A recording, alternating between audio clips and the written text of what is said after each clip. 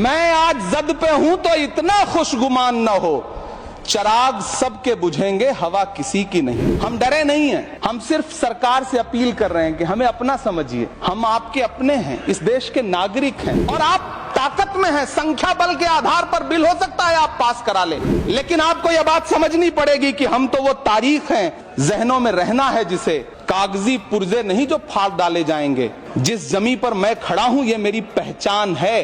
आप आंधी हैं तो क्या मुझको उड़ा ले जाएंगे? ये बिल सिर्फ इस देश के मुसलमानों को नीचा दिखाने का और अपने एक ऐसे मतदाता वर्ग को खुश करने का बिल है जिनको इस बिल के पास हो जाने से कुछ मिलेगा भी नहीं। जिल्ले इलाही, जमहूरियत जो है वो नफरत और ठसक से नहीं चलती है, अकड़ से नहीं चलती है, उसमें सबकी हिस्सेदारी जरूरी है। सबको समझना पड़ेगा कि जब जंगल में आग लगती है तो न वो बरगद बचते हैं जो हवा को आंधी में तब्दील करते हैं, न वो बांस बचते हैं जो आपसी रगड़ से चिंगारी पैदा करते हैं। जिस बिल को मुसलमानों के हुकूक की हिफाजत करने वाला बिल बताया जा रहा है, उसी को पेश करने के लिए और उस पर बात करने के लिए लोकसभा में भाजपा सरकार के पास एक भी मुस्लिम सांसद नहीं है। जिस वक्फ बिल को मुस्लिम महिलाओं को हक दिलाने वाला बताया जा रहा है, उसे संसद में पेश करने वाली पार्टी के पास न तो राज्यसभा में, न लोकसभा में, न देश की किसी विधानसभा में एक भी मुस्लिम महिला सदस्य नहीं। बस आप कह रहे हैं यह बिल उम्मीद की नई किरण है। नहीं साहब, इसे भले किरण जी लेके आए हैं, लेकिन ये उम्मीद की नहीं बल्कि नाउम्मीदी की किरण है। कल किरण रिजिजू जी कह रहे थे कि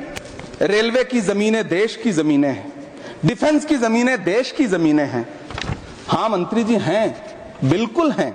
तो हम भी तो इसी देश के नागरिक हैं, हम भी तो इसी देश के बेटे हैं, तो वक्फ की जमीनें भी तो इसी देश की जमीनें हैं। उनको पराया क्यों बोलते हैं आप? और मंत्री जी, मैं इस सदन में अलल ऐलान ये कहता हूं कि जब भी इस देश की जमीन को लहू की जरूरत होगी, आपसे 2 कदम आगे इमरान खड़ा मिलेगा। ये मैं आपसे यकीन दिलाते हुए कह रहा हूं। मैं सरकार से कहना चाहता हूं, हमसे हमारी इबादत गाहें तो मत छीनिए ना, हमारे घरों पे बुलडोजर तो मत चलाइए ना, हमारी कब्रों में तो हमें सुकून से सोने दीजिए ना।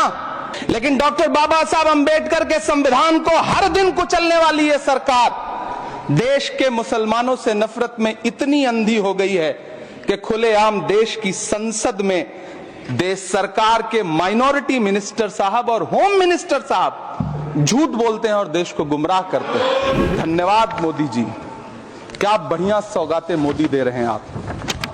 पहले हमें गुजराते मोदी दिया, आप सौगातें मोदी दे रहे हैं।